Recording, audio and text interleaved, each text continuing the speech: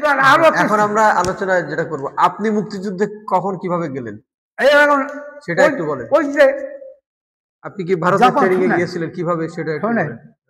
যখন আমরা এখানে মাটি কাটি, মাটি কাটি, একজনের একটা গর্ত পূরণ করে দিতে হবে। ওই টাইমে এখন ঢাকায় কিন্তু গন্ডগোল হচ্ছে, শুনি সন্ধ্যেবেলা। আচ্ছা, ঢাকায় এই হচ্ছে, ওই এসেম্বলি যে বসবে এই নিয়ে আন্দোলন শুরু হয়ে গেছে। কত বছর জি। তখন আমরা ওই কাজকর্ম করি, আর ওই মোহনদানে একটা ট্রাস্ট থাকে। আচ্ছা, হঠাৎ একখানা হেলিকপ্টার এসে বল ফিল্ডে লাগলো। হেলিকপ্টারে এই বল ফিল্ডে লাগলো, ঢাকার থেকে আসলো। আচ্ছা, তো আমরা মনে করলাম তো আগুন দেখা যাচ্ছে, বুঝলি? আমরা মনে করলাম হেলিকপ্টার আগুন ধরিয়ে দিয়েছে। আমরা সব ওই মাটি কাটা ছুঁয়ে ওই হেলিকপ্টার। এটা কোন মাসের ঘটনা? হ্যাঁ, এটা মার্চ মাসে। আচ্ছা, বলেন। এবার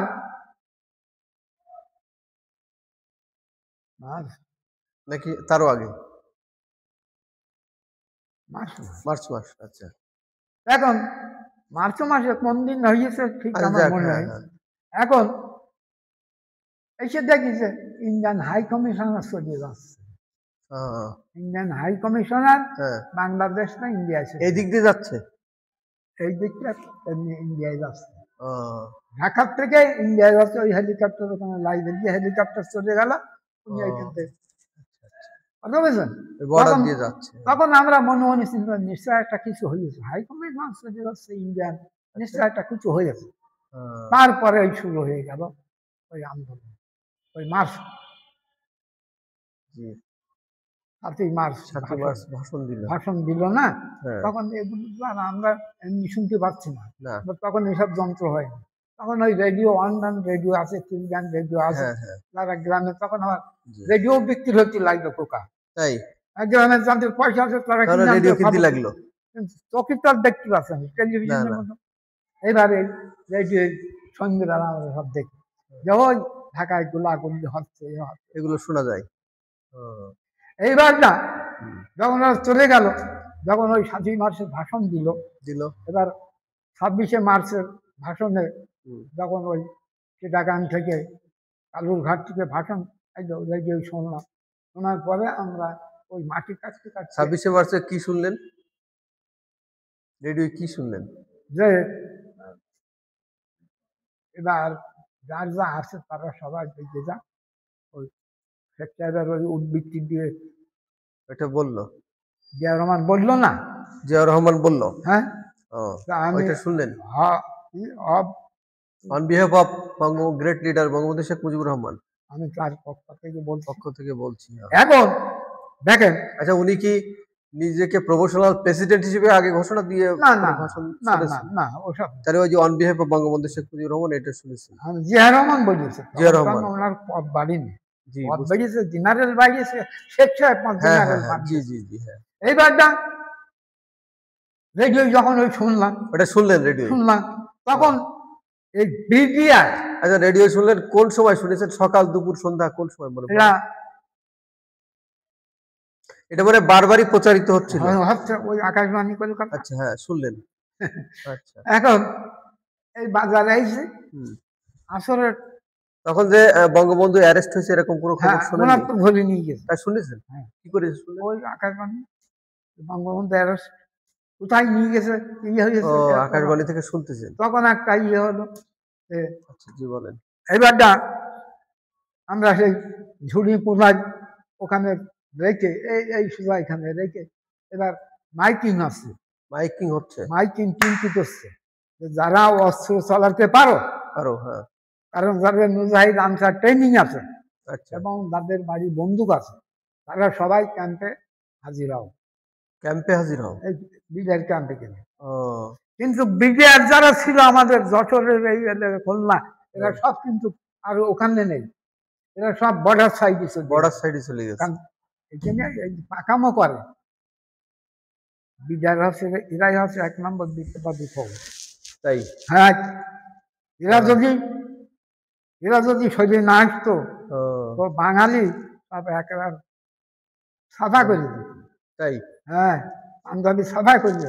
এরাই যখন সরিয়ে এসে যখন এই দিব্যা এরাই যখন এদের কাছে যাই আছে এই নিয়ে লড়াই করতে লাগলো। এবার তাহলে এখানে একটা মাইকিং হলো, এখানে মাইকিং মানে সেটা কি 26 তারিখ বা 27 তারিখ এরকম সময়? 27 না 29 তারিখে মাইকিং হলো। হ্যাঁ, আমাদের এখানে হইলো। অত তারিখ খেললে তবে 28 কি 29 এরকম হবে, এরকম হবে। ওই বইটি লেখা আছে, ওইটা পড়ি দেখবেন আকাশ থেকে তোলা বই। তখন আমরা ট্রেনিং নেন, জানছি যে এখন আমাদের যখন যুদ্ধ আমাদের করতেই হবে ধরে নিয়েছিল। এখন আমরা এই 130 জন, মানে তখন আর আওয়ামী লীগ ক্ষমতায় যাবে এরকম একটা ভাবনা তো একসময় ছিল। এখন তো যুদ্ধ, এখন যুদ্ধ, জি জি, তাই না? এখন সেরকম তখন এই ইতিহাসের সুবিধা ছিল মোশাররফ মিয়া, তার নাম ওই বইটা, আচ্ছা, যেটা আপনাকে দিয়েছি। জি জি, ওর দুটো বই আছে, কিন্তু একটা সেনাবাহিনীর লেখা, আমরা 33 সেনাবাহিনী লিখেছি। আচ্ছা, জি। আর একটা আমার নিজের আপনার লেখা, জি। তখন ওই ক্যাম্পে আমরা হাজির হলাম। আমরা বলতে কারা কারা একটু বলবেন? আমরা যারা আনসার মুজাহিদ, দু একজনের নাম বলতে পারবেন? হ্যাঁ হ্যাঁ, বলেন তো। ওই করিম ছিল, আব্দুল্লাহ ছিল, আরবার কাদের ছিল, তারপরে মুজাম ছিল, আমিনুদ্দিন ছিল, তারপরে আব্দুল সালাম ছিল, সিরাজুল ছিল, এরকম ভাবে আমরা এই ক্যাম্পে হাজির হলেন। হ্যাঁ, সকালবেলায় না, বিকেলবেলায় সবাই মানুষের তখন একটা উই পোকার যেরকম ইয়ে হয়ে মানুষের তখন উই পোকার মতো হয়ে গেছে। হ্যাঁ, তখন ওটা নেই আমাদের বাংলায়। এখন আমাদের বাংলাদেশ, পাকিস্তানের পক্ষে যারা ছিল তারা কোনো মাইকিং করেছে? এই যে মুসলিম লীগ বা জামাত ইসলাম, তারা কোনো পুরা আছে, দোকানপাট খুলে রাখতে হবে, স্বাভাবিক রাখতে হবে, তাই বলি বেড়াচ্ছে। এরা বলছে দোকানপাট বন্ধ থাকবে। আচ্ছা, কথা বলছি, বুঝতে পারলাম। এইবার না ক্যাম্পে গেলেন। এরপরে একটু আগে বলছি আপনার ওই আওয়ামী লীগের যে বলল বঙ্গবন্ধু ঘরে ঘরে দুর্গ গড়ে তুলো, এবং গ্রামে গ্রামে তোমরা আওয়ামী লীগের নেতৃত্বে কমিটি গঠন করো। তারপরে ওরা হচ্ছে 21 সদস্য। আচ্ছা, আর এটা হলো এই যে আমরা যে যুব সমাজ, এটা হলো 17 সদস্য। হ্যাঁ, আচ্ছা, এদের নেতৃত্বে আছে ওই সিরাজুল হক মঞ্জু আছে, ইরশাদ আউলিয়া ভারতের শেখ মুজিবুর মরে যাওয়ার পরে ও আমি করছি বড় ধরনের নেতা, ওই ভারতের নির্বাচিত। কে? ওই ইরশাদ আউলিয়া, বাল্লন্দর ভাই। কি নাম? ইরশাদ আউলিয়া। তাই? ইরশাদ, হ্যাঁ। এবার আমাদের ক্যাম্পে নিয়ে গেল রাত 10টার সময় আমাদেরকে। এর মধ্যে থেকে যশোর থেকে ওই ইপিআর যাচ্ছিল, ওইটা আসলো, ইপিআরের গাড়ি আসলো, ইপিআরের একটা টেস্টি আসলো, এসে পুটকালি, রঘুনাথপুর, বেনাপোল, ধান্যকোলা, শিকারপুর, কয় ক্যাম্পের যা পাঞ্জাবি ছিল, এদেরকে সবাই আসছে। পাঞ্জাবি ছিল? ছিল। তারা মানে কি বিডিআর এ ছিল? ইপিআর ছিল। ইপিআর, ওই সেই ইপিআর এ ছিল সৈনিক তারা। তাদেরকে সবাই অ্যারেস্ট করলো। হ্যাঁ, অ্যারেস্ট করে সব কোথায় রাখলো? বললাম। এবার এনে আমাদের কি করলো, ওই যে ইপিআর এর কিছু রিজার্ভ অস্ত্র গুলা থাকে, পোশাক পরিচ্ছদ থাকে, এই আমাদের দিয়ে, আর ওই ইপিআর দিয়ে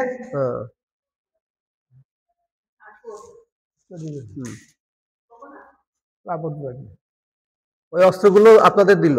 আমাদের হাতে দিয়ে, আমাদের ওই ইপিআর এর সাথে ইপিআর এর পোশাকও দিল নাকি? তাতে দেখা গেল আমরা আনসার আর ইপিআর দিয়ে মানে 250 হব। আচ্ছা, কথা বলেছি। জি। এবারটা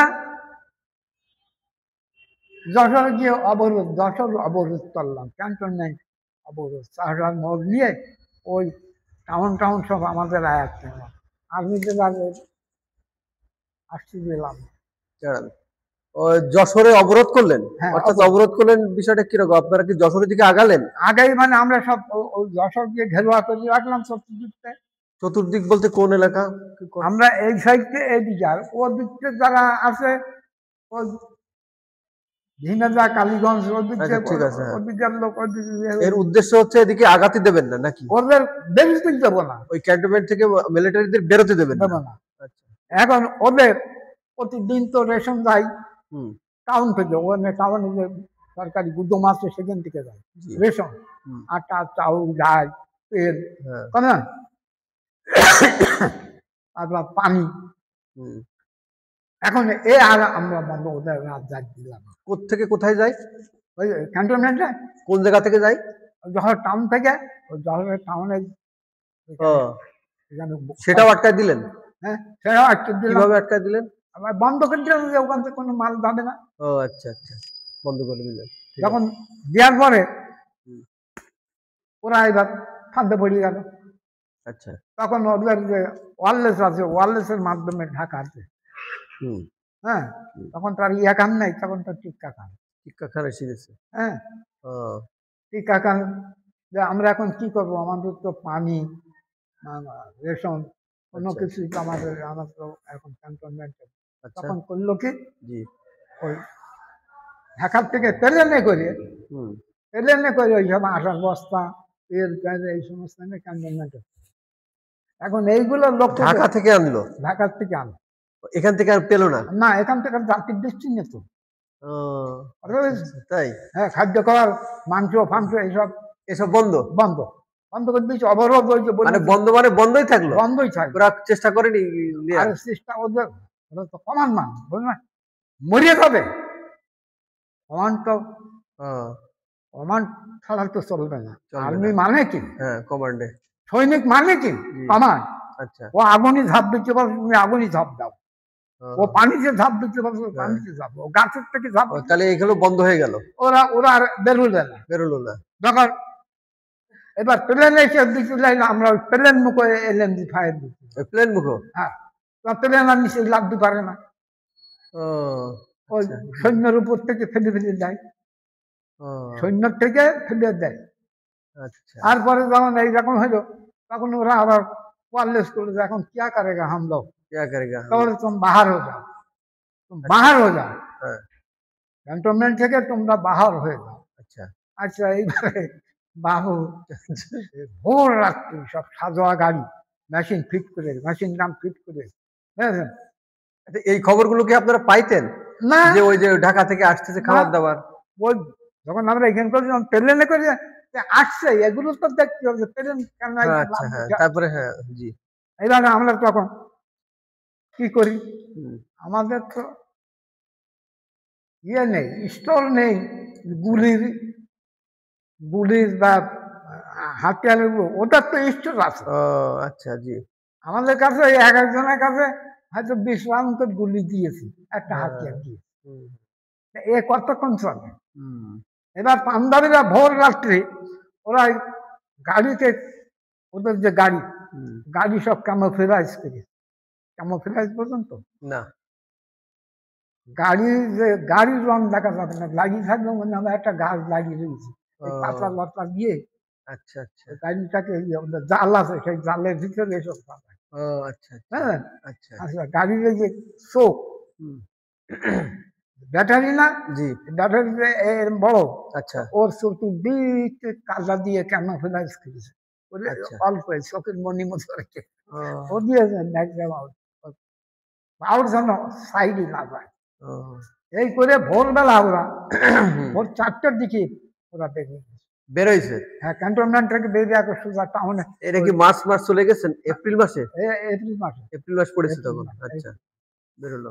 এখন ওরা, আমরা যেখান থেকে ফায়ার দেই, ওরা সেই ফায়ার অনুপাতে, আমরা হয়তো এক জায়গায় 5-7 জন রয়েছি, ওরা সেই ফায়ার অনুপাতে যেহেতু তারা প্রশিক্ষণ প্রাপ্ত, তারা ওখানে টুইস মার্টারে ফায়ার দেয়। টুইস মার্টার ফায়ার এসে পুলিশ দেখা যায় আমাদের লোক মারা যায়, আমাদের লোক মারা যায়। এরকম মারা গেছে আপনার সামনে? হ্যাঁ হ্যাঁ, ইতিহাস ইতিহাস মারা গেছে, নাম মনে পড়ে দু একজনের? আবার মনে পড়ে। এইরকম যখন হলো তখন আস্তে আস্তে আমরা পিছুতে লাগলো, আমাদের তো গুলি নেই যে আমরা পিছুতে লাগলেন। ওদের কাছে বড় হাতিয়ার এলএমজি, আমাদের কাছে এলএমজি নাই, আমাদের কাছে ওই 303 রাইফেল। 303 রাইফেল। আর সেই 10 বার 10 রান গুলি হয়ে গেলে এসব ব্যথা হয়ে যায়। আর এলএমজি এক সাথে 28 রাউন্ড করে গুলি বেরিয়ে যায় 1 সেকেন্ডের ভিতরে। 1 সেকেন্ডে 28 রাউন্ড গুলি। ওটা তো আপনার নেই তখন? ও তো আমাদের নেই। এইভাবে আমরা পিছুতে লাগলাম।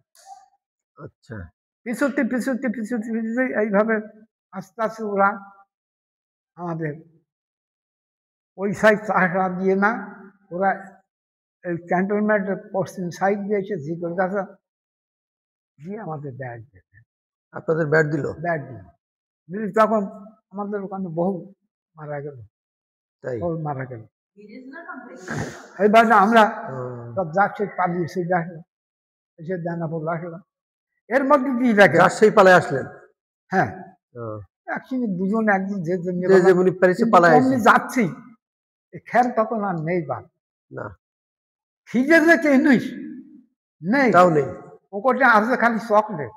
চকলেট চকলেট ওই চকলেট একটা করে গালে দিয়ে 25 মাইল রাস্তা, 25 মাইল রাস্তা দৌড় দৌড় আসাকে শোনা।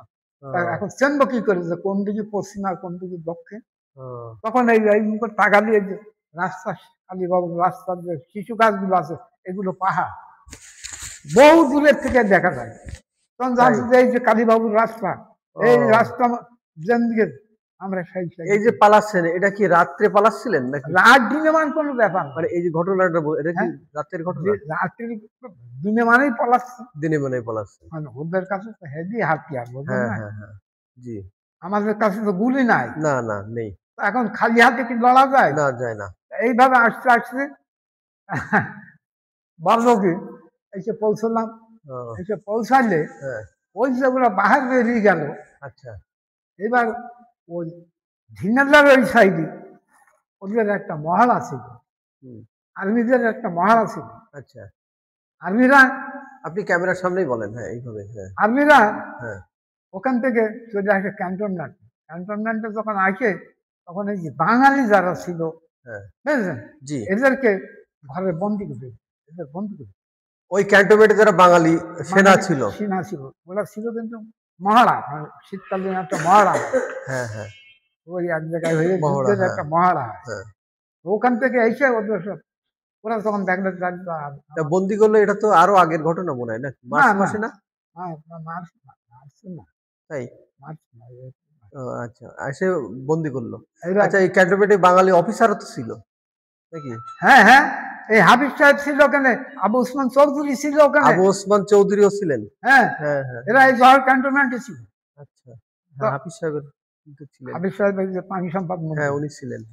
এইবার ওনারা এই দেখলে যে আমাদের, ওনাদের কি বন্দি করলো? হ্যাঁ, ওই ঘরের মধ্যে সব দিয়ে হাফিজ সাহেবকে ওরা বন্দি করতে পারেনি? হ্যাঁ, পেরেছেন। আচ্ছা, ওনারা সব দেখলে যে আমাদের ব্যাপারটা নির্ভীক। আচ্ছা, তারপরে তখন ওনারা ওই দরজা যেভাবে ভেঙে যে কোতর কথা বললেন, থেকে হালকা ধরনের হাতিয়ার, টু স্মার্টার এলএমজি আর চাইনিজ রাইফেল নিয়ে কিছু গুলি নিয়ে ওরা ভেঙে গেছে। দাঁড়িয়ে আপনার গিয়ে হলো ও মাছলি হয়ে 200 সৈন্য আসলো। ওখান থেকে অমনি এসে মুন্ডা দিয়ে এসে আমাদের কাস্টম করবেন, ওনারা কাস্টম করলেন। তখন দেখে শুনে আমাদের গায়ে একটু বল হলো যে আমরা তো 250 আছে আর ওই 200 450। আচ্ছা আচ্ছা, বইটুন লাগবে 450। ওনারা সেখানে যোগ হলো। এবার সব বাঙালি কি বেরোতে পারছিল জানেন? হ্যাঁ, সব বাঙালি না, সবাই পারেনি, কিছু। আপনি ক্যান্টনমেন্ট যান, ওখানে বৌদ্ধভূমি দেখেন না? আরে বাবা, ও কিছু বাঙালি কি মেরে ফেলছিল? যারা দৌড় মেরে বেঁচে গেছে তারা না, আর যারা তাদের সব ওখানে মেরে।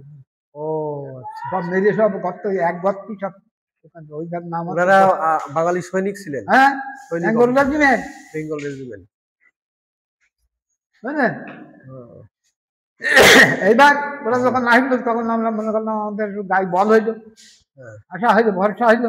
আচ্ছা, ওই হাবিব সাহেব আমাদের নিজে ওই কাগজ পুকুর যে স্মৃতিসৌধ আছে দেখেছি, কাগজ পুকুর দেখেছি, হ্যাঁ, ওই ও কিন্তু অমনি দিয়ে অমনি গয়রা দিয়ে আমাদের ডিফেন্সে বসিয়ে দেবে। আচ্ছা, মানে এইরকম ভাবে বসিয়ে দেবে সব 10 হাত 12 হাত অন্তর এই ইতিহাস আর মুজাহিদ আনসার আর্মি 2-1 জন করে আমাদের সাথে। আচ্ছা, দিয়ে উনি রাত্রি চলে গেলেন কোথায়, ওই এইসব মানুষজন সব ইন্ডিয়ায় পালিয়ে যাচ্ছে ফ্যামিলি সহ। তারা বলছে যে সাধারণ পাঞ্জাবিরা যাওয়া মানে এসে ঘাঁটি করেছে, স্কুল আছে, ওই স্কুল দখল করে নিয়েছে। তখন স্কুল না, একটা গোডাউন ছিল। তখন হাফিজ সাহেব এইগুলো ইয়ে করে রাত্রিবেলায় উনি 20 জন সৈন্য নিয়ে চলে যাবেন ওখানে রেড করতে, আতঙ্ক হামলা। আচ্ছা, দিয়ে উনি ফিরে এসে আমাদের বললো যে ওখানে ওদের কিছু হতাহত হয়েছে, একটা কামান বিধ্বস্ত হয়েছে, নষ্ট করে দিয়ে হয়ে গেছে, এই আসি। এবার ওরা কিন্তু ওই ইয়ার পরেই ওরা 5 দৌড় ধরেছে পাঞ্জাবিরা এসে সারসা পর্যন্ত গিয়েছে, এসে আমাদের আর পাইনি। আচ্ছা, তখন ওরা ওখান থেকে পিছিয়ে গেছে। তারপর দিন ওরা রাত্রি, হ্যাঁ, ভোর রাত্রি ওরা হলো 23-24 মানে আচ্ছা, এপ্রিল হবে, 24 ওরা এসে আমাদের চতুর্দিক থেকে ঘিরে ফেলতে, ওরা ঘিরে ফেলে দিল। হ্যাঁ, ঘিরে ফেলে দিল, ঘিরে ফেলে দিল, ভোর হয়ে গেছে। এই ঘিরে ফেলে যে দিল, এর মধ্যে কি মেজর হাফিজও ছিলেন? হ্যাঁ, উনিও ছিলেন। হ্যাঁ, আচ্ছা, অফিসার হাফিজ ছাড়া আর কে ছিলেন এর মনে পড়ে? একটু কথা বলি। হাফিজ সাহেব এখানে আমাদের বসিয়ে দিয়ে উনি আবার ওই 17ই এপ্রিল শপথ না ওখানে উনি গেছিলেন। হ্যাঁ, ও আচ্ছা, ছবি আছে আমার কাছে, ছবি আমার কাছে। তো ওই হাফিজ সাহেব ওখান থেকে ফিরে এসে আমাদের ওখানে বসে 17ই এপ্রিলের পরে আমাদের ওই কাগজ দিয়ে উনি সৈন্য নিয়ে চলে গেল। হ্যাঁ, যে এখন ওখান থেকে যে একটা ডিরেকশন হয়েছে যে এই পদ্ধতিতে আমাদের, হ্যাঁ, একটা ডিরেকশন হয়েছে, আমাদের অ্যাডভান্স করতে হবে বা বাংলাদেশের লোড হবে। উনি গেল গিয়ে ওখান থেকে এই আসার পরে এইবার পাঞ্জাবিরা ভোর রাত্রিরে আমাদেরকে অ্যাটাক করলো, ভোর রাত্রে অ্যাটাক করলো, অ্যাটাক যখন করলো তখন আমাদের বহু লোক ওই গয়রায় মারা গেছে, পাবলিকও মারা গেছে, ইতিহাস ওই গয়রার ওখানে। হ্যাঁ, বহু লোক মারা গেছে। হ্যাঁ, এইবার ওরা পাবলিকও মারা গেছে। ওরা এসে বেলা উঠে গেছে তখন 8টা। আপনারা প্রস্তুত ছিলেন না? আমরা প্রস্তুত থাকি, আমাদের তো অস্ত্র নাই। অস্ত্র নাই? তখনও নাই অস্ত্র মানে গুলি নাই।